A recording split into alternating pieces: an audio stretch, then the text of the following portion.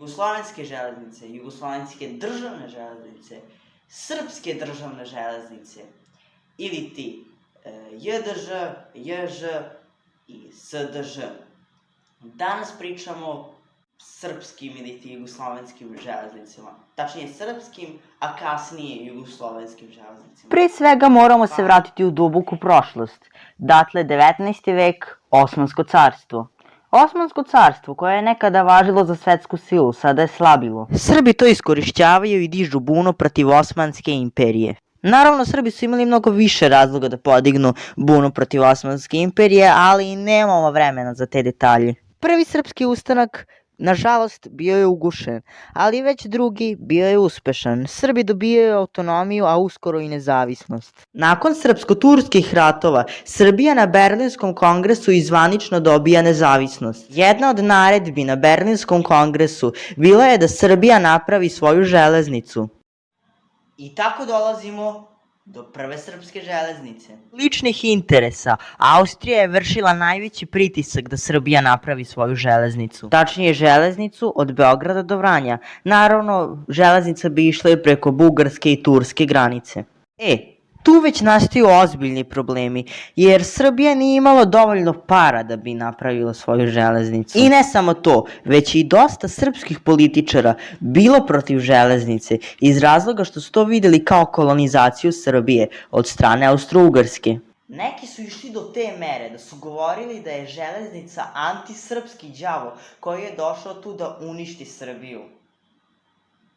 Međutim, ništa nije moglo da spreči izgradnju železnice. Već u aprilu 1880. Srbija je potpisala sporazum sa Austro-Ugarskom koji se isključivo odnosi na železnicu. Knez Milan Obrenović je nedaleko od današnjeg mosta Gazela u Beogradu srebrnim budakom 3. jula 1881. godine udario temelj srpskim državnim železnicama. I tako kreće izgradnja železnice. Ovo sa srebrnim budakom to je uradio knez Milan Obrenović, a ne Mihajlo, kao što sam rekao u jednom od prethodnih videa. Ne verujte svemu što pročitate na Wikipediji. I tako sve je išlo kao po loju, sve do izbijanja Prvog svetskog rata. Železnica je u Prvom svetskom ratu pretrpela razna razaranja, pogotovo na severozapadu, gde su se 1914. vodile glavne borbe. Nakon trojne invazije Austro-Ugarske, Bugarske i Nemačke 1915. Srbija pada, ali srpska vlada se nije predala, već se preko Albanije povukla na grčko ostrvo Krf, a Srbija biva podeljena između Austro-Ugarske i Bugarske. Tako je i sama srpska železnica bila pod kontrolom Austro-Ugarske i Bugarske. 15. septembra 1918. Srbija sa svojim saveznicima probija Solunski front, oslobađa Srbiju, a time i železnicu. Međutim, posle Prvog svjetskog rata, železnica je bila uništena. Stvorena je kraljevina Srba, Hrvata i Slovenaca, a time i železnica Kraljevine Srba, Hrvata i Slovenaca. 1929. godine Kraljevina Srba, Hrvata i Slovenaca menja ime u Jugoslavija, tako i železnica Kraljevine Srba, Hrvata i Slovenaca menja ime u Jugoslovenske državne železnice. Ono što je zanimljivo kod jugoslovenskih državnih železnica jeste da je upravo jugoslovenskim državnim železnicama stigao legendarni leteći Beograđanin. Imaćete link dole u opisu od mog videa o letećem Beograđaninu. Ostale lokomotive posle letećeg i pre letećeg Beograđanina uopšte nisu bile legendarne. Jesu su bile lepe, ali ne baš kvalitetne za saobraćaj. Lokomotiva koju vidite na slici je model JDŽ 156-001, snimljena u Sušaku 1938. Neke lokomotive su započete, a nikada nisu završene, jer ih je nešto u tome sprečilo. Sprečio ih je Drugi svetski rat. Kraljevina Jugoslavija 1941. 6. aprila ulazi u Drugi svetski rat. I posle 12 dana borbe, jugoslovenski otpor bio je slomljen, a Jugoslavija se raspala.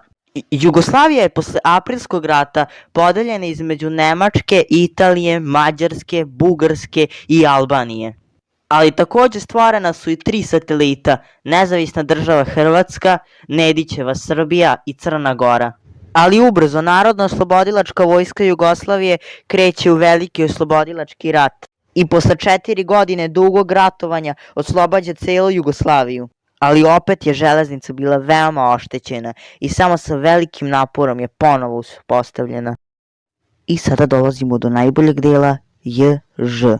Imaš na primjer JŽ-05. JŽ-05 bila je univerzalna brzovozna lokomotiva predviđena za ekspresne i putničke vozove, za ravničarske deonice. Proizvedeno je ukupno 40 ovakvih lokomotiva. Ili JŽ-01, onda postoje i JŽ-30.